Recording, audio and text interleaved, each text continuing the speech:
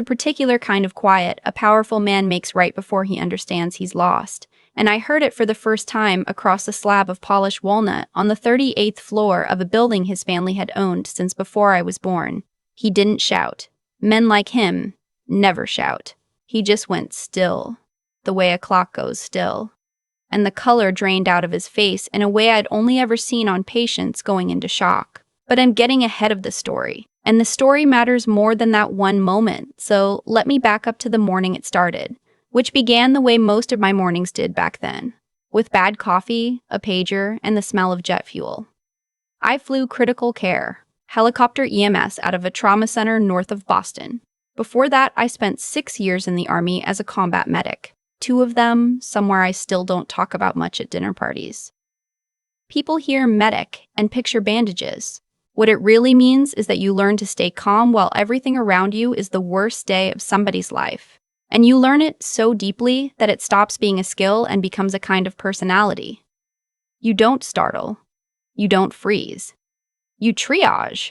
You decide what's bleeding worst and you fix that first. I tell you all this because it's the part the family never bothered to learn about me. They saw a woman in her early 30s who grew up in a mill town outside Pittsburgh, who put herself through paramedic school working night shifts, who drove a 9-year-old Subaru with a cracked windshield she kept meaning to fix. They saw the gap between my zip code and theirs and decided that gap was the whole of who I was. I'd been seeing him for a little over a year. The grandson? He was 39, recently divorced. And he carried himself with the soft, apologetic politeness of a man who had never once in his life been told no by anyone outside his own family. I liked that he didn't perform wealth at me. He'd take me to the kind of dive bar near the harbor where the bartender knew his face but not his last name, and he'd order a domestic beer and actually listen, when I talked about a shift. I think he liked that I had no idea who his people were when we met. I genuinely didn't. I had to look up the name later. When I found out I was pregnant, I told him in the parking lot of a diner because I didn't want to do it anywhere I'd have to remember fondly. He didn't get angry. He didn't get happy either. He went somewhere behind his own eyes, somewhere I couldn't follow, and after a long minute he said, "I have to talk to my grandfather." I should have heard the warning in that, in families like his, you don't talk things over with the people you love. You report up the chain. The call came 9 days later. Not from him. From an assistant. A smooth, neutral voice, a downtown number on my screen. Ms. Holt, the chairman, would like to schedule a private conversation. It concerns a delicate family matter. I'd been called into briefing tents at 3 a.m. with less ceremony. I knew exactly what kind of conversation a man like that wanted to have with a woman like me, and it wasn't congratulations. His office was the kind of place designed to make you feel small the second the elevator doors opened. Carpet so thick it ate the sound of your own footsteps. A receptionist who looked at my coat, a good coat, my best one, and made a tiny adjustment to her expression that told me everything. They walked me down a corridor lined with photographs of buildings, hotels, and towers up and down the East Coast, each one a quiet announcement of how little I mattered against all of it. He stood when I came in. I'll give him that. Tall for a man in his late 70s, ramrod posture, silver hair cut close, a suit that probably cost more than I made in a month. He had the bearing of someone who'd served, though I found out later he never had. He just liked the costume of discipline without the price of it. "Ms. Holt," he said, and shook my hand with a grip calibrated to be firm but not warm. "Thank you for coming, please." We sat. There was no small talk, which I respected. He slid a folder across the table toward me, and inside was a check, already cut, already signed. $2 million, and beneath it a stack of paper thick enough to prop open a fire door. "There's a confidentiality agreement," he said, in the tone of a man reading a weather report, "and we've taken the liberty of scheduling an appointment for you tomorrow morning. A clinic. Very discreet. Everything has been arranged." Arranged. He said it the way you'd say a car had been detailed. I didn't touch the folder. "What exactly are you offering me?" "Security." He folded his hands. "My grandson is at a complicated juncture. There are transactions in progress, a board that watches closely, a public profile to consider. This timing is unfortunate for everyone, including you. I'm offering you a clean resolution and a great deal of money. You're asking me to end the pregnancy." I'm asking you to consider the long-term well-being of all parties." He didn't blink. Not once. I've watched men try to hide a tremor before they lie, and there was none in him. He believed every word. That was the part that turned my stomach. Not cruelty, but the total absence of doubt. To him, this was arithmetic. There was a problem on the balance sheet, and he was retiring it. So I smiled. I want to be careful about that smile, because it wasn't triumph, and it wasn't a plan. Not yet. It was the thing my body does when the situation goes past anger into clarity. In the field, when a scene goes sideways and everybody's panicking, that's the moment I get quietest. Something in me had just gone very, very quiet. 2 million, I said. Yes, that's the figure. I'd call it generous. All right, I said. I'll take it. And there it was. The only crack he showed me that whole meeting. Relief. A small softening at the corners of his mouth, the look of a man closing a deal under budget. He thought I was practical. He thought I understood my place in the order of his world. A wise decision, he said. I let him have it. I took the folder, tucked it under my arm, and rode the silent elevator down 38 floors. Outside, the wind off the harbor cut straight through my best coat, and I stood on the sidewalk for a while watching the after-work crowd flow around me, briefcases and earbuds, nobody looking at the woman holding $2 million she had no intention of spending. I did not call him that night. I did not cry. I did not call my mother. I sat at my kitchen table in my apartment in Somerville with the folder unopened in front of me, and I dug through a drawer until I found a business card a friend had given me years ago, back when her own custody fight nearly broke her. The card belonged to a woman named Frances. Frances had spent 22 years on the bench in the probate and family court before she went back into private practice, which is a polite way of saying she had personally signed her name to thousands of orders that men like the chairman pretended didn't apply to them. She picked up on the third ring.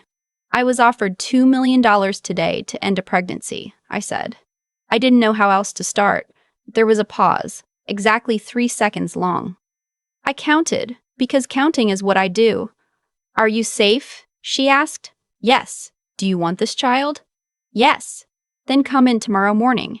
8 o'clock. Bring the folder. Don't sign anything. Don't deposit anything. Don't deposit anything. Don't text anyone from that family. Can you do that? I can do that. Good, she said, and hung up. No reassurance, no soft voice, just a plan. I slept better that night than I had in 2 weeks. The clinic appointment the chairman had arranged was for 9 the next morning. Instead, at 8, I was sitting in Frances's office in a converted brownstone in the South End, watching her read the confidentiality agreement page by page with a pair of half-glasses pushed down her nose. She read slowly. She made small marks in the margins with a mechanical pencil. This, she said finally, tapping a clause, asks you to waive any future claim to paternity, child support, inheritance, and to never discuss the relationship for the rest of your life. They want it sealed in private arbitration. They want it gone before it touches a courthouse. She set the pencil down. Do you understand what they're actually paying for? My silence. Your child's entire legal standing. For the rest of his or her life. $2 million sounds like an ocean to most people. I get it. I grew up in Lawrence, 3 to a bedroom. But let me show you the arithmetic they're betting you can't do. She walked me through it the way a good attending walks a resident through a case, no shortcuts. In Massachusetts, once paternity is established, child support gets calculated against actual income. And for a man whose income includes trust distributions, dividends, carried interest, and a salary from a company his family controls, actual income is an enormous number. Courts can deviate above the standard guidelines for high earners. They can order it indexed, enforced, automatic. They can subpoena every account if anyone tries to play hide the money. And here's the part that matters most, she said. 18 years. Health insurance, education, the whole arc of a childhood. A lump sum buys silence today and buys you nothing tomorrow. A court order buys you accountability that follows him for 2 decades. In writing, on the public record, enforceable by a judge who does not care how many hotels his family owns. The difference between those two things is the difference between a favor and a right. They're offering you a favor. I can get you a right. I asked her about the DNA because I'm a clinician and the question bothered me. They scheduled me for a procedure tomorrow. Can we even establish paternity right now? We filed the petition now, she said. The genetic testing happens after the baby's born. That's how it works, despite what television tells people. But filing now puts a date on the calendar that they don't control. It freezes the field. Right now they think they're negotiating from a position of strength because they think the only clock running is your biology. The second we file, the clock that matters becomes the courts. And courts don't take phone calls from chairmen. I sat there with my hands over a stomach that hadn't changed yet, 6 weeks along. Nothing to show, just possibility. And I thought about my father. He came home from the Marines and built our house with his own hands, board by board. And he had 2 rules that he repeated so often, they stopped being words and became part of the wallpaper. You don't waste anything. And you don't walk away from your own. What do you want to do? Francis asked. I told the old man yes, I said. I just didn't tell him what I was saying yes to. Something flickered in her face that I think, in 22 years on the bench, she'd learned to keep in check. Approval. Then we file first, she said. Tomorrow morning, you and I walk into the probate and family court, and we hand the clerk a piece of paper, and after that, nothing in this is private ever again. The next morning, I wore the same good coat. Francis wore a gray suit that had clearly been to court 1,000 times and won. The petition was 3 pages. A request to establish paternity, a motion for genetic testing after the birth, and a demand for full financial disclosure. The clerk was a tired-looking man with reading glasses on a beaded chain. He glanced at the papers, typed something into a terminal, and brought a stamp down on the top sheet. I have heard a lot of loud things in my life. Rotor wash. Mortars, once, far enough away to be a story instead of a wound. None of them landed in my chest the way that little rubber stamp did. It wasn't loud at all. It was a soft, flat thunk. But it meant the matter was now in front of a judge, and there was no elevator in that building that went anywhere a phone call could reach. Outside on the courthouse steps, Frances made a call to a process server. They'll be served this afternoon, she said, sliding her phone back into her bag. At the office, the chairman first, then the grandson. I almost felt bad for whatever assistant was going to have to walk that envelope into his morning. Almost. We walked toward the parking garage and Frances kept talking, calm and even, laying out the road ahead. High-income child support isn't a token, she explained. It's built on verified income, salary, bonus, dividends, distributions, equity. If they try to bury any of it, the court can compel records, and judges have very little patience for men who treat disclosure like a suggestion. That, she said, was the thing the chairman had miscalculated. He assumed I wanted the $2 million because $2 million is a fortune to people like me. And it is. But spread across 18 years, against the cost of raising a child the way that child deserved, with no enforcement and no oversight and nothing but his good word to rely on, it was a beautiful trap with a bow on it. My phone rang while I was unlocking the Subaru. Him. The grandson. The father. I let it ring twice before I answered. What did you do? He said. He wasn't angry. He sounded like a man who just looked down and noticed the floor was gone. I filed a petition. You were supposed to take care of this quietly. A pause. You said yes. He told me you said yes. I said yes to having the baby. Nobody asked me a clearer question. You don't understand what you've done. My grandfather is trying to protect the family. There are people watching this company. We could have settled it privately, between us, off the record. On his terms, you mean? He exhaled, long and shaky, and for a second I heard the man from the dive bar, the one who actually listened. I never wanted it to get ugly, he said. It doesn't have to be ugly, I told him, but it's going to be legal. Those aren't the same thing. Ugly is 2 people screaming at each other in a parking lot. Legal is a stranger in a black robe making sure a child is provided for whether anyone in this feels like it or not. He didn't have an answer for that. We hung up. That afternoon, Frances called. They've been served. How did he take it? The grandfather. She was quiet for a beat. The server said he read the cover sheet, set it down, and didn't say a word. Said he looked like he'd been told a number he wasn't expecting on a deal he thought was already closed. It didn't feel like winning. It felt like a diagnosis being confirmed. That evening I got one text. Not from the grandson. From the old man himself. From a number I didn't have saved. 2 words. Reconsider this. I didn't reply. I'd learned a long time ago that the loudest thing you can do to a man who's used to being answered is to let the silence sit there and do its work. Procedure is its own kind of answer. The first official notice from the court arrived on heavy cream paper with the Commonwealth's seal pressed into the corner. Nothing dramatic about it. Just a date, a docket number, a preliminary hearing in 3 weeks. Frances called the afternoon it issued. They asked for a continuance. The judge denied it, she said, and I could hear something almost like satisfaction in her voice. For men like the chairman, delay is a weapon. Stall, exhaust, settle in the dark. The judge just took that weapon away. 2 nights later, the grandson showed up at my door unannounced. He looked smaller than I remembered. Not composed, not polished. Just tired and a little gray around the eyes. "You blindsided us," he said, standing in my hallway. "Not quite coming in." I filed a petition in open court. That's the opposite of a blindside. You all just aren't used to being on the other side of a desk. He sat down heavily at my kitchen table, the same table where I'd held the unopened folder. "My grandfather's been calling lawyers since 6 this morning. The board has questions. Do you have any idea what you've set in motion?" "I know exactly what I set in motion. That's why I did it." He looked up at me then, and it wasn't the way he used to look at me, like I was a relief from his life. It was the way you look at a person you'd badly underestimated. "I would have taken care of you," he said quietly. "Both of you. I would have." And there it was, the thing I needed him to understand. "That's the problem," I said. "I don't need to be taken care of. The baby needs to be protected. Those are different jobs, and only one of them holds up when you stop feeling generous." He flinched. "When I was younger," he said, almost to himself, "I learned the fastest way to disappoint that man is to make a mess he has to clean up. I've spent my whole life not making messes." He put his face in his hands. "He told me you were a smart woman. He meant it as a warning." I felt something I didn't expect.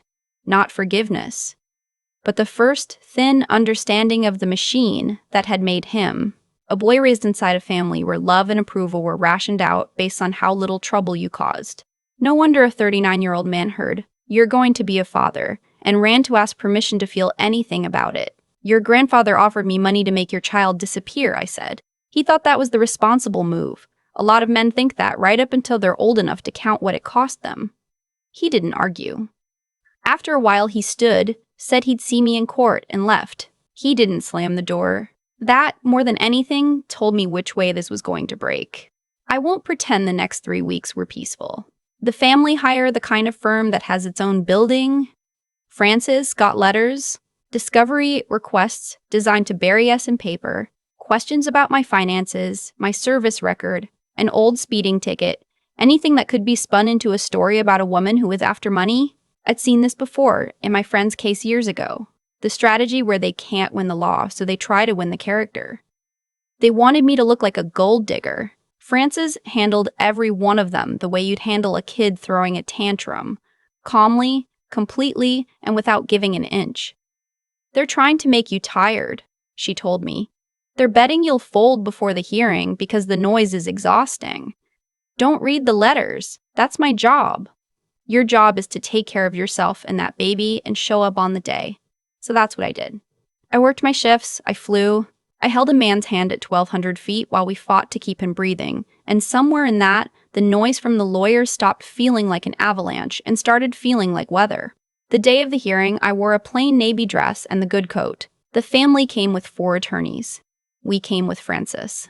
The judge was a woman about Frances's age who'd clearly read every page in the file and was in no mood to be impressed by the size of the opposing table.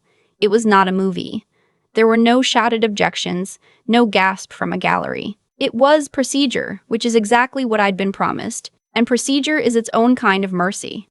The judge ordered genetic testing to be conducted after the birth. She ordered full financial disclosure within 30 days. When the family's lead attorney started to suggest that certain trust distributions were not properly characterized as income, she looked at him over her glasses and said that the court would decide what was income, and that she'd seen this particular dance before, and that he was welcome to keep dancing if he enjoyed sanctions. I watched the chairman during that exchange. He was sitting very straight in the second row behind his lawyers, and that was the moment. Not the stamp, Not the texts, but that one moment in a fluorescent-lit courtroom in Boston when the color left his face. I knew that look. I'd knelt beside it on the floors of homes and the shoulders of highways. It's the look of a body realizing the situation is no longer under its control. He had spent 50 years believing every problem could be retired with the right number, and a woman in a black robe had just informed him, without raising her voice, that this one couldn't. He didn't go pale because he was losing money. He had more money than the order would ever touch. He went pale because he was losing the one thing he built his entire life around. The illusion that he was the one who decided. The thing nobody tells you about getting what you fought for is how quiet it is afterward. There was no celebration. I drove home and made eggs and went to bed. The check for $2 million sat in my drawer, and I never deposited a cent of it. It represented a version of my life where I'd traded my child's standing for a number, and I wanted it where I could see it. The way you keep an X-ray of an old break to remind yourself the bone healed crooked once, and you set it right. My daughter was born in the spring. The genetic test confirmed what everyone already knew. The court order came through clean and enforceable, support indexed to his real income, a trust funded for her education, health coverage, life insurance with her named as beneficiary. No drama, just structure, doing its quiet, patient work in the background of an ordinary life. What I didn't expect was the old man. He came to the hospital. No press, no announcement, no entourage. Just an old man in an expensive coat holding a stuffed rabbit that he'd clearly bought himself in a store with his own hands, probably for the first time in decades. He stood at the edge of the room for a long time before he said anything. "I was wrong," he said. 3 words, and you could tell what they cost him by how long it took to get them out. I built a life on the belief that a problem disappears if you pay enough for it. I have never in 78 years been more thoroughly corrected. "I didn't do it to correct you," I said. "I did it to protect her." I understand that now. He looked at the baby in the bassinet, and his face did something I hadn't seen it do, which was move. "I've instructed my attorneys to revise my estate. She'll be a beneficiary directly, not through my grandson. Directly. You don't have to do that." "I know," he said. "That's rather the point. I'd love to tell you he transformed overnight into a warm man, but that's not how people work, and I've stopped trusting stories where they do. What happened was slower and more real than that. He started showing up. Once a week, then more. He brought books, a puzzle once, a model airplane kit that he insisted on assembling himself with a precision that was honestly excessive for a toy. The grandson, her father, moved into an apartment 2 neighborhoods over and started doing the unglamorous work of fatherhood. Pediatrician appointments. The 2 a.m. shift. He coached, eventually, a t-ball team full of 5-year-olds who could not catch, and he showed up early to every parent-teacher conference. And somewhere in there, the soft, apologetic man learned to make a decision without asking permission first. It's been 6 years now. My daughter is in 1st grade. She loses her mittens constantly and insists on tying her own shoes even though the knots come undone before we reach the corner. She knows nothing about 38th floor offices or confidentiality agreements, or the afternoon a stamp came down on a piece of paper and changed the shape of her whole life. To her, her father is a man who teaches t-ball badly and loves her completely. And her great-grandfather is an old man who comes by on Sundays and lets her grab his expensive tie and refuses, every single time, to make her let go. We live in a small place in Somerville, nothing extravagant. The court order is still in force, still doing its job without a single phone call. And the old man started a foundation a couple of years back, a fund that helps single parents who serve, who are stretched between duty and a kid who needs them. The kind of person I used to be when I was holding strangers together 1,200 feet and wondering how I'd hold myself together at home. There was no gala, no naming rights, just money going where it was needed, which I've come to understand is the only kind of generosity that means anything. The $2 million check expired in my drawer. I shredded it the day it went stale. I'd kept it long enough to be sure of the thing I already knew, which is that silence is the only thing money can ever really buy you, and silence was never what my daughter needed. She needed to be wanted out loud, on the record, in writing, by people who couldn't take it back when it got inconvenient. There were 100 ways this could have ended loud. Public humiliation. A leaked story. A scorched earth fight that would have left her growing up inside a war. I thought about all of them, in the dark, in those first weeks, but I learned something in 6 years of holding broken people together. And then in the years after, holding my own life together one ordinary day at a time. The strongest thing isn't the loudest thing. It almost never is. If you've ever been handed a check and told it would be easier for everyone if you just took it and disappeared, if you've ever been made to feel that your standing, or your child's, was a line item somebody more powerful than you got to erase, I want you to hear the thing it took me a courtroom to learn. Asking for what's owed isn't greed. Refusing to vanish isn't aggression. And protecting your own isn't selfish. It's just the job. You don't waste anything and you don't walk away from your own. My father built a house on those two rules, board by board, and it turns out you can build a whole life on them too. The old man still moves through the world with that careful, calibrated precision. But when my daughter comes barreling across a room toward him, he doesn't calculate the cost of catching her. He just opens his arms and catches her.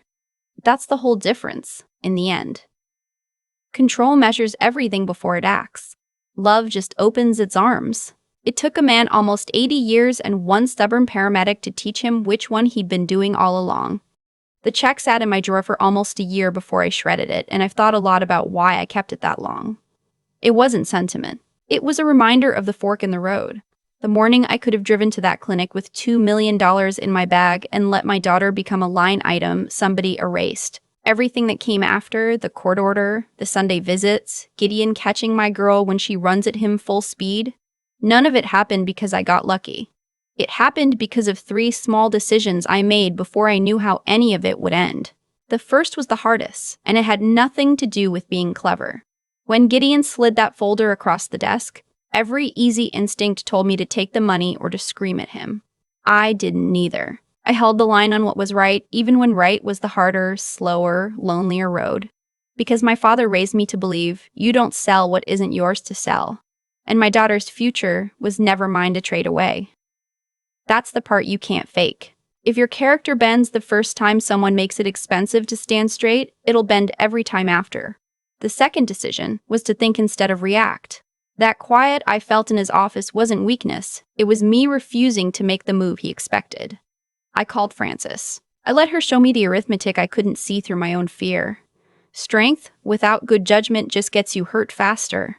And I've watched too many people lose everything by charging at the loud option when the smart one was sitting right there. Filing first wasn't anger.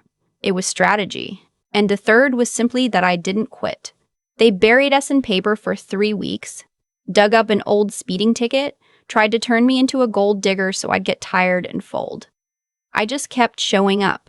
I worked my shifts, I went to court in my navy dress, and I outlasted them. Most things in life don't break your way because you're owed it.